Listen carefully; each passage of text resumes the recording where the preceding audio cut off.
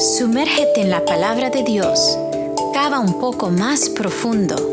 Descubre el mensaje de la Biblia para ti hoy.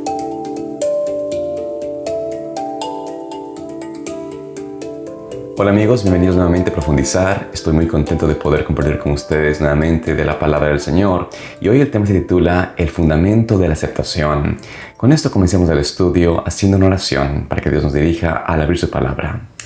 Amante Padre Celestial, Señor, en esta hermosa mañana te agradecemos que tú nos permites nuevamente compartir de tu palabra y estudiarla. Y pedimos, Señor, que tú nos dirijas a través del Espíritu Santo a toda la verdad para que podamos no solamente escuchar tu palabra, pero también ser transformados por ella a una experiencia más cercana a ti.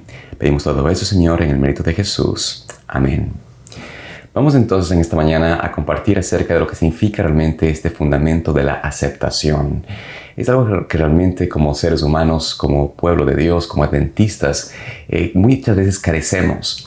Es decir, nosotros escuchamos que el Señor ama a todas las personas, que Cristo acepta a los pecadores, pero nosotros muchas veces nos cuesta aceptar a quienes no están viviendo una vida recta o una vida similar a la nuestra. Y no nos damos cuenta de que en realidad a nosotros mismos ser pecadores estamos realmente poniéndonos en una situación, en una posición de superioridad comparado a quienes no conocen de la palabra.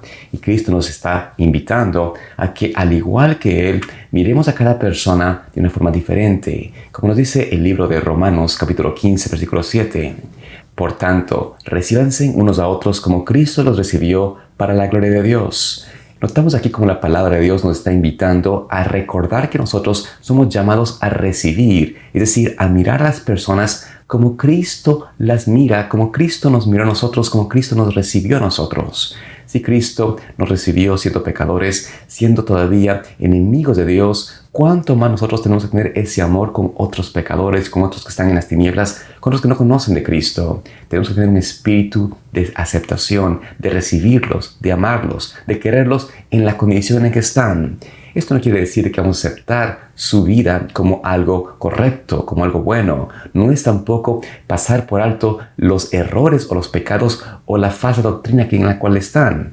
El secreto es aceptar a la persona en su condición, pero presentar el Evangelio y mostrarles por testimonio y ejemplo lo que significa una vida transformada, una vida que está unida a Cristo.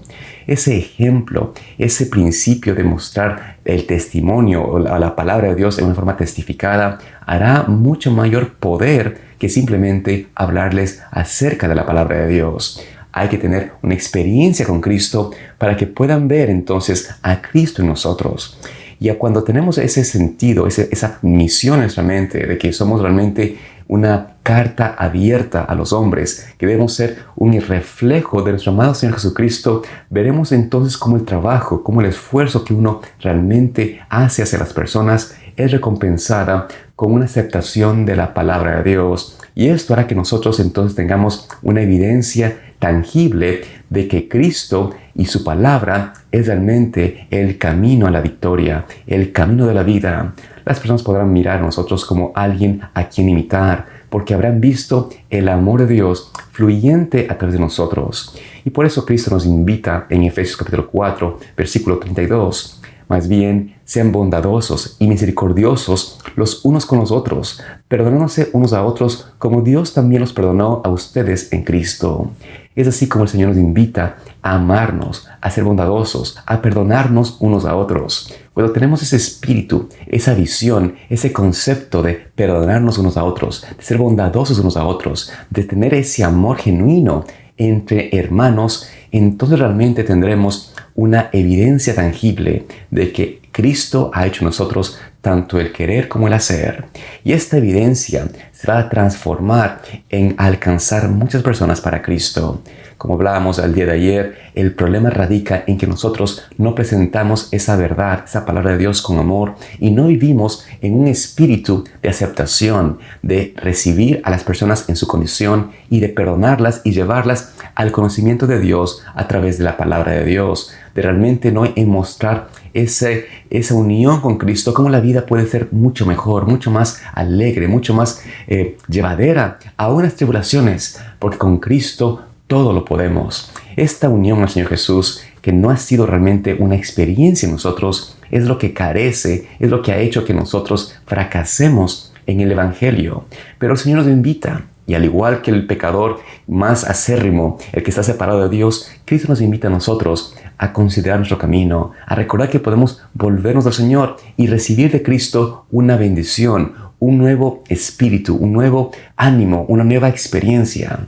Es muy triste para mí notar, y tengo tristemente a veces inclusive en mi propia iglesia, a personas que conocen de la palabra de Dios por mucho tiempo. Han sido personas de muchos años en la iglesia, conocedores de la doctrina de la palabra de Dios y han tenido experiencias hermosas y poderosas en su vida, pero que han llegado a un punto donde se han llenado de suficiencia propia o de un sentimiento falso de seguridad en la palabra de Dios, que empiezan ellos en su trato a las personas verse como superiores. Tratan a las personas que están todavía en una experiencia diferente a la de ellos como personas que no conocen la verdad o que no conocen el Evangelio o que no conocen de Dios o simplemente han rechazado la palabra de Dios. Si bien es cierto, es triste ver a personas en la iglesia que por años están luchando con el mismo pecado, la misma tentación. Esto no hace que nosotros debamos enfocarnos en su vida como una vida de fracaso y por ende separarlos o rechazarlos. Deberíamos realmente tener mayor compasión por las personas y recordar de que estamos llamados a servir. Pero cuando nosotros nos ponemos en una actitud de exclusividad, una actitud arrogante y no estamos realmente dispuestos a escuchar la palabra de Dios, de esa sencillez y simpleza de que deseamos aceptadores de las personas, que busquemos el bien de otro, que nos aferremos a la esperanza de Cristo, de que Él puede transformar la vida de alguien. Cuando nosotros dejamos eso y nos enfocamos únicamente en nosotros, en servirnos a nosotros mismos, en ministrar a nuestras propias necesidades y olvidarnos de servir y ministrar a otra persona, nos ponemos en la misma condición que pasó con el pueblo de Israel, con los fariseos, con los rabinos, con los saduceos, con los grupos de los sacerdotes que únicamente se ministraban unos entre otros y se olvidaban de la necesidad de la palabra de Dios en las personas, de llevar el conocimiento del Señor al pueblo. Por eso el pueblo perecía por falta de conocimiento y la experiencia de la persona común era que se sentían aisladas, separadas, no dignas de estar delante de estos hombres que se consideraban mejores que otros. Por esto en nuestra iglesia el enemigo ha hecho algo muy importante en llevarnos a un desequilibrio, a un desbalance en nuestra experiencia religiosa, a sentirnos o bien sea muy santos o muy buenos para reunirnos o aceptar a quienes no son como nosotros, o nos lleva al extremo de pensar de que el cristiano en Cristo tiene que simplemente creer en Cristo de una forma intelectual y que no importa si vivimos una vida pecaminosa, una vida con concupiscencia, con vicios, con pecados ocultos, porque el Señor nos perdona. Eso es un error pensar de que Cristo va a estar como cómplice del pecador empedernido.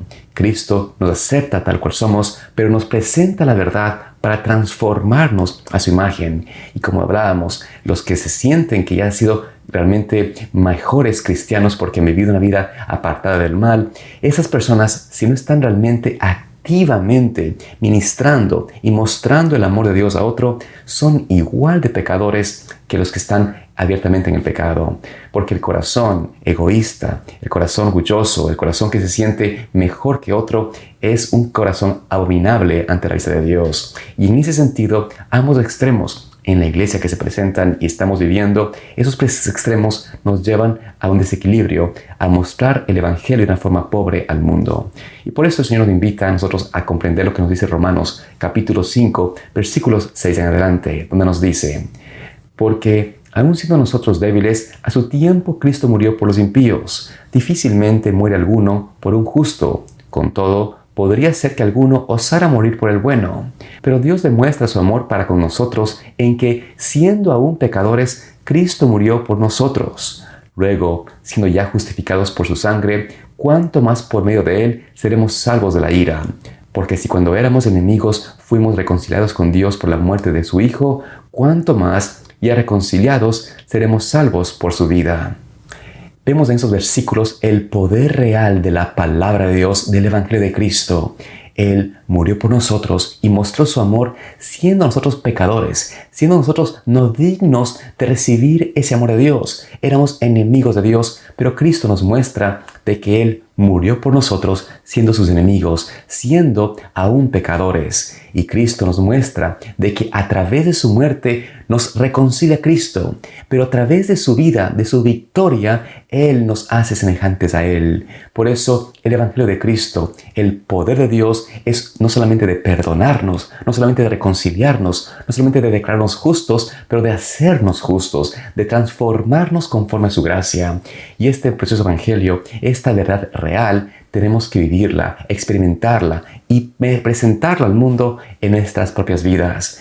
No quiere decir que seremos realmente jamás capaces de pecar o de ser incapaces de cometer un error. Al contrario, nuestra dependencia tiene que ser constante de Cristo, porque sin Cristo, separados a un momento de Él, caeremos en el pecado, caeremos en el error, caeremos en nuestra propia concupiscencia. Pero al aferrarnos a Cristo, al entregarnos al Señor Jesús, al unirnos a Él, estaremos ligados para siempre con esa fuente infinita del poder, de la victoria, de ese carácter precioso que nos puede hacer más que vencedores. Por eso en esta mañana es mi oración de que nosotros podamos tener una experiencia de verdadera aceptación con el pecador, que aceptemos a aquellos que están realmente en el error, en el pecado, con un espíritu de Cristo, con ese amor sincero y no fingido que Cristo tuvo por nosotros, y que al recordar esto tengamos esa humildad, esa sencillez, ese deseo sincero de realmente presentar al Señor Jesús en una forma atractiva